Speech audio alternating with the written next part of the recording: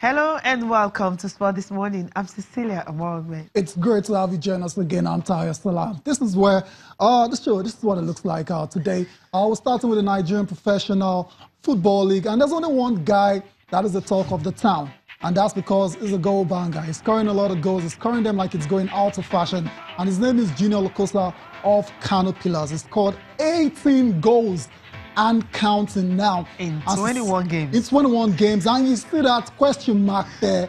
The reason why there's a question mark after that counting is because there's strong reports that this guy is on his way to Bulgaria before the season ends. So we're wondering, is he going to add more goals before the NPFL season ends? I'm sure he's going to have 30. I'm sure he's going to stay to the end of the season. Really? That's what is best for. He set a record, set the bar so high he's that everyone will struggle to make that. But he was with Kano Pillars and he scored 2 goals yesterday. Okay, still on the program, let's talk about this team that just couldn't complete what they started. Now, Barcelona were just on the road to becoming the first La Liga team, to remain unbeaten all through the Spanish La Liga season. But somehow they just couldn't because Levante, they were stoned. 5-1, they were down, but Barcelona had to come and it ended 5-4, and that was how it all ended.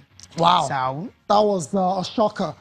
There's no other way to put that one. As Cecilia, you said, Barcelona aiming to become the first team in modern Spanish La Liga history to actually go unbeaten. They came so close, only for them to lose to a small club, in quotes, no disrespect to Levante. I mean, I haven't played the big boys, Real Madrid, Atletico Madrid, Valencia, and the likes. They never lost, and only for Levante to come and rain on their parade. Better luck next time. Incredible. Barcelona, that's next season. Also on the show, this time we're going to the NBA playoffs, the NBA Conference Finals, the Eastern Conference to be precise, and the Boston Celtics have drawn first blood in that particular series against the Cleveland Cavaliers. And Cecilia, they didn't draw small blood, they drew a lot of blood because that was a total spanking and annihilation in the first game. Cecilia, you didn't see that result. I didn't see it at all. Even if they were going to win, I expected something really very close. Knowing that the Boston... Okay. That's ridiculous. Why are you doing this, right? We'll come back to that later on the show because our guest definitely has a lot of interest in that particular matchup between the Boston Celtics and the Cleveland Cavaliers. That's in the NBA Eastern Conference Finals. But before we get there, let's start with tennis. Do we say there's a new prince in town? We felt Dominic Thiem is actually the prince of clay. Well, after defeating the king of clay, what happened to the prince? I see what you did there, right? I see what you did there. Now you have new one. I mean, Zverev is just 21 years old, and he has won 3 Masters titles.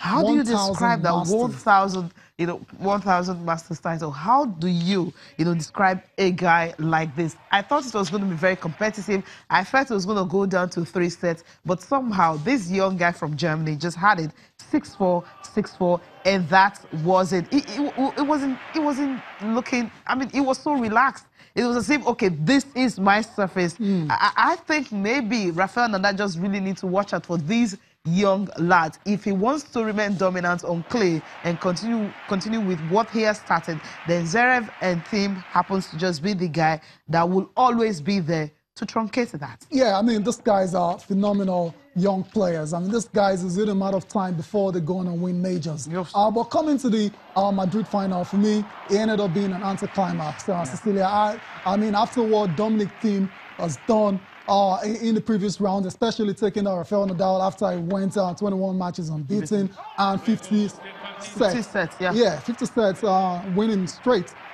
I thought, okay, this is the time for him to stake his claim and actually be that prince that everyone has, dubbed him to be the Prince of Clay. But it wasn't meant to be for him, and he's still going to have to try again for his first ATP 1000 Masters title. But for Zverev, no surprises at all. This guy is world number 3 for a reason, so he's a very good player. Yes, because if check this game, he did not even face a single break point, and all through, he didn't drop a set. Let's listen to him now. I mean, I've been playing great tennis and I'm unbelievable happy right now with my 3rd Masters 1000 event.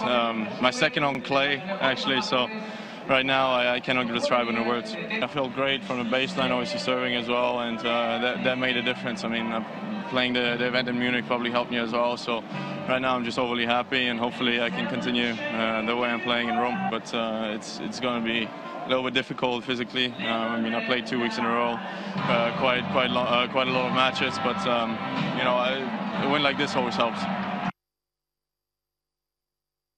Okay, now 21. He has joined the Big Four, right? Talking about the guys that have won these 1,000 Masters: Novak Djokovic, Andy Murray, of course, Roger Federer, and Rafael Nadal. Fantastic. So, I mean, one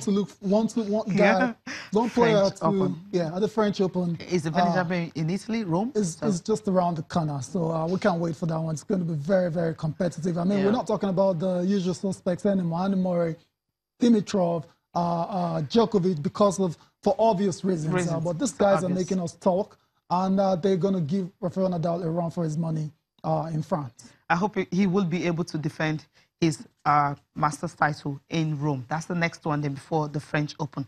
Now, let's talk about the women's section now. Talking about Petra Kvitova. Now, she is the third player to actually win this Madrid Open for a third time, which is really a cool one for her. But she had to really dig deep, struggle before she was able to beat unseeded Kiki Bertens 7-6, 4-6, 6-3. This match lasted how many hours? 2 hours and how many minutes? 52 minutes. 52 minutes. Tough game. It was a tough one. But somehow she was able to, you know, do it after beating Karolina Wozniacki and Ruth, Maria Sharapova, the sparkling form. So you would say she's really back. Yeah, she's back. Yeah, you can say that again. I mean, for you to win a title, a particular title, 3 times, it is very difficult. As you know, winning it the first time is difficult. Doing it a second and a third time is even more difficult. So for Kvitova to have done this in Madrid for 3 times now, it is fantastic. And she's another player to look at going into the French Open, and she's always been a great player, Cecilia. Especially what happened to her in December 2016. You remember that comeback. That comeback after 5 months and all that, coming back and winning the title. I think that's really huge. Yeah, good one for Petra Kvitova. Wish you all the best as you go on.